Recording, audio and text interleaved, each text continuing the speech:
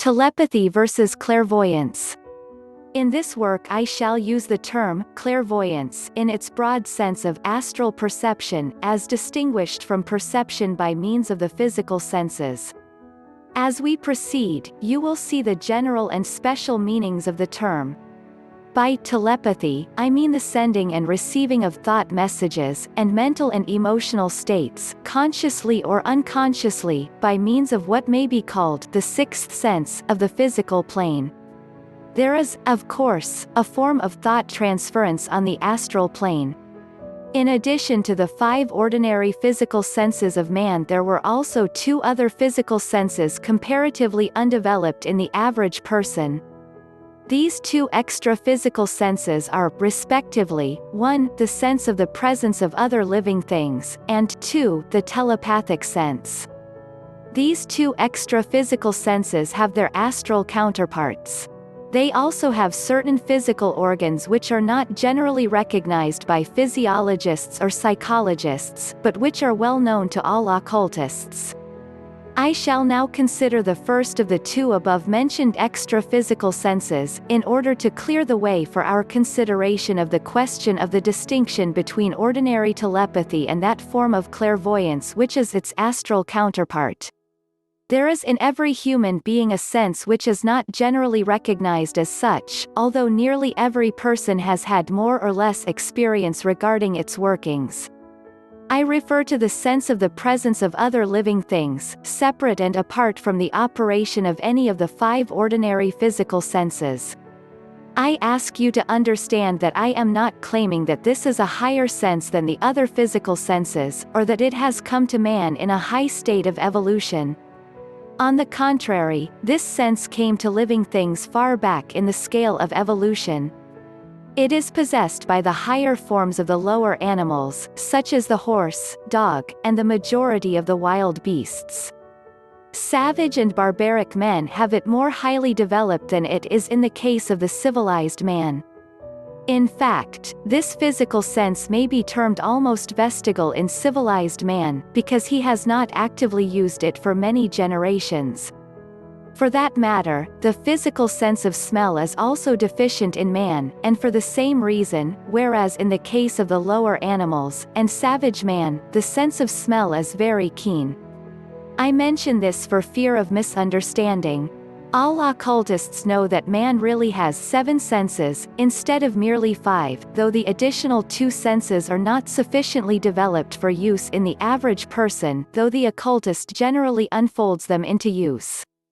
Some have taken this to mean that the occultist develops these 2 extra physical senses, just as he does certain higher psychic or astral faculties. But this is wrong. The occultist, in such case, merely reawakens these 2 senses which have been almost lost to the race. By use and exercise he then develops them to a wonderful proficiency, for use on the physical plane. Now, this sense of the presence of other living beings is very well developed in the lower animals, particularly in those whose safety depends upon the knowledge of the presence of their natural enemies. As might be expected, the wild animals have it more highly developed than do the domesticated animals. But even among the latter, we find instances of this sense being in active use, in the case of dogs, horses, geese, etc., especially. Who of us is not familiar with the strange actions of the dog, or the horse, when the animal senses the unseen and unheard presence of some person or animal? Very often we would scold or punish the animal for its peculiar actions, simply because we are not able to see what is worrying it. How often does the dog start suddenly, and bristle up its hair, when nothing is in sight, or within hearing distance? How often does the horse grow skittish, or even panicky, when there is nothing within sight or hearing? Domestic fowls, especially geese, manifest an uneasiness at the presence of strange persons or animals, though they may not be able to see or hear them. It is a matter of history that this sense, in a flock of geese, once saved ancient Rome from an attack of the enemy. The night was dark and stormy, and the trained eyesight and keen hearing of the Roman outposts failed to reveal the approach of the enemy. But the keen sense of the geese felt the presence of strange men, and they started to cackle loudly, aroused the guard, and Rome was saved. Skeptical persons have sought to explain this historical case by the theory that the geese heard the approaching enemy. But this explanation will not serve, for the Roman soldiers were marching about on their posts and guard duty, and the geese remained silent until they sensed the approach of the small number of the enemy's scouts, when they burst into wild cries. The ancient Romans, themselves, were under no illusion about the matter. They recognized the existence of some unusual power in the geese, and they gave the animals the full credit therefor. Hunters in wild and strange lands have told us that often when they were lying concealed for the purpose of shooting the wild animals when they came within range, they have witnessed instances of the existence of this strange faculty in the wild beasts. Though they could not see the concealed hunters, nor smell them, as the wind was in the other direction, all of a sudden one or more of the animals, generally an old female, would start suddenly, and a shiver would be seen to pass over its body, then it would utter a low warning note, and away would fly the pack. Nearly every hunter has had the experience of watching his expected game, when all of a sudden it would start off with a nervous jerk, and without waiting to sniff the air, as is usual, would bolt precipitately from the scene. Moreover, many beasts of prey are known to sense the presence of their natural prey, even when the wind is in the other direction, and there is no sound or movement made by the crouching, fear-stricken animal. Certain birds seem to sense the presence of particular worms upon which they feed, though the latter be buried several inches in the earth, or in the bark of trees. Savage man also has this faculty developed, as all travelers and explorers well know. They are as keen as a wild animal to sense the nearness of enemies, or, in some cases, the approach of man-eating beasts. This does not mean that these savages are more highly developed than a civilized man, quite the reverse. This is the explanation, when man became more civilized, and made himself more secure from his wild beast enemies, as well as from the sudden attacks of his human enemies, he began to use this sense less and less. Finally, in the course of many generations, it became almost atrophied from disuse, and ceased reporting to the brain, or other nerve centers. Or, if you prefer viewing it from another angle, it may be said that the nerve centers, and brain, began to pay less and less attention to the reports of this sense, trusting more to sight and hearing, until the consciousness failed to awaken to the reports. You know how your consciousness will finally refuse to be awakened by familiar sounds, such as the noise of machinery in the shop, or ordinary noises in the house, although the ears receive the sound waves. Well, this is the way in the case of this neglected sense. For the two reasons just mentioned, the average person is almost unaware of its existence. Almost unaware, I have said, not totally unaware.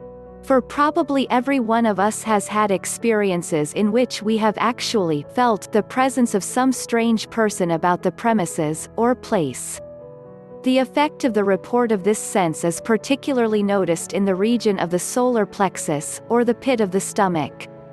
It manifests in a peculiar, unpleasant feeling of gone-ness in that region. It produces a feeling of something wrong, which disturbs one in a strange way. This is generally accompanied by a bristling up, or creepy, feeling along the spine. The organs registering the presence of a strange or alien creature consist of certain delicate nerves of the surface of the skin, generally connected with the roots of the downy hair of the body, or resting where the hair roots would naturally be, in the case of a hairless skin. These seem to report directly to the solar plexus, which then acts quickly by reflex action on the other parts of the body, causing an instinctive feeling to either fly the scene or else to crouch and hide oneself. This feeling, as may be seen at once, is an inheritance from our savage ancestors, or perhaps from our lowly animal ancestral roots. It is a most unpleasant feeling, and the race escapes much discomfort by reason of its comparative absence. I have said that occultists have developed, or rather redeveloped this sense. They do this in order to have a harmonious, well-developed seven-fold sense system. It increases their general awareness. Certain other knowledge of the occultist neutralizes the unpleasant features of the manifestation of this sense, and he finds it often a very valuable adjunct to his senses of seeing and hearing, particularly in the cases in which he is approached by persons having antagonistic or hostile feelings toward him, as in such cases this faculty is particularly active. In connection with the telepathic sense to be described a little further on, this sense operates to give a person that sense of warning when approached by another person whose feelings are not friendly to him, no matter how friendly the outward appearance of that person may be. These two extra senses cooperate to give a person that instinctive feeling of warning, which all of us know in our own experience. This particular, as well as the telepathic sense, may be cultivated or developed by anyone who wishes to take the time and trouble to accomplish the work. The principle is simple, merely the same principle that one uses in developing any of the other physical attributes, namely, use and exercise. The first step A is the recognition of the existence of the sense itself, then B the attention given to its reports, then C frequent use and exercise. Just think of how you would proceed to develop any of the 5 ordinary senses, the hearing, sight, or touch, for instance, then follow the same process in the cultivation of this extra sense, or 2 senses, and you will accomplish the same kind of results. Now, let us consider the other extra physical sense, the telepathic sense, or sense of becoming aware of the thought waves, or emotional waves, of other persons. Now, as strange as this may appear to some persons, the most of persons in fact, this telepathic faculty is not a higher faculty or sense, but is really a comparatively low one. Just like the sense just described, it is possessed in a higher degree by many of the lower animals, and by primitive and savage man. That which really is higher in this kind of psychic phenomena is the manifestation of that higher form of telepathy, by use of the astral counterpart of this sense, which we shall consider, later, under the name of clairvoyance, for this is really a particular phase of clairvoyance. As strange as it may appear to some of you, the lower animals possess a kind of telepathic sense. An animal is usually aware of your feelings toward it, and your purposes regarding it. Domestic animals lose some of this by generations of confinement, while the wild animals have the sense highly developed. But even some of the domestic animals have more or less of it. You will readily recognize this fact if you have ever tried to cut out a certain animal from a herd or flock. You will find that the animal in some way has sensed your designs upon it, no matter how indirectly you approach it, and it will begin circling around the other animals, twisting in and out in its endeavors to be lost to your sight. The other animals, likewise, will seem to know that you are after only that particular one, and will manifest but little fright or distrust, comparatively.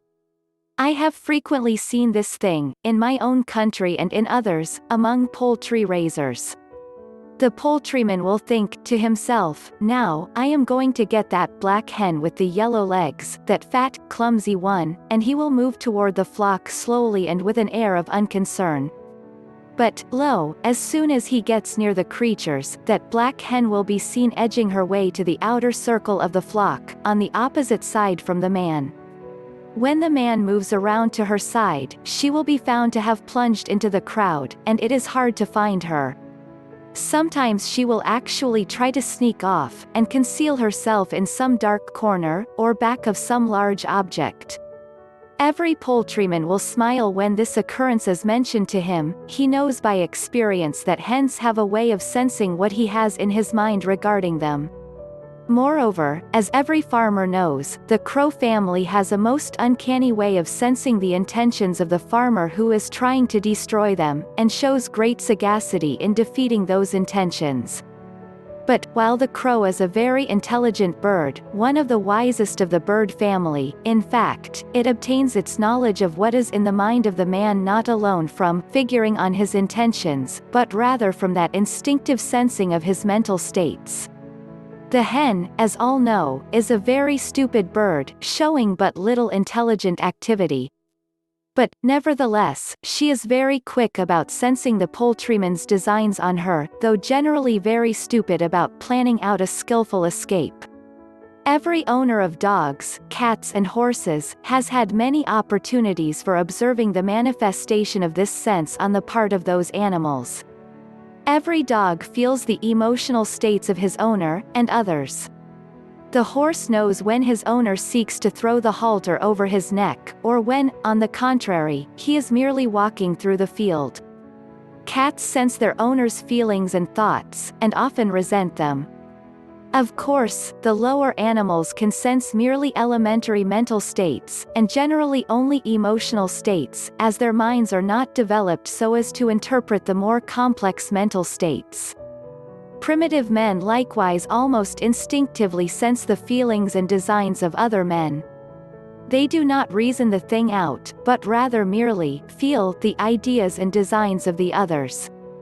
The women of the lower races are more adept in interpreting these sense reports than are the men.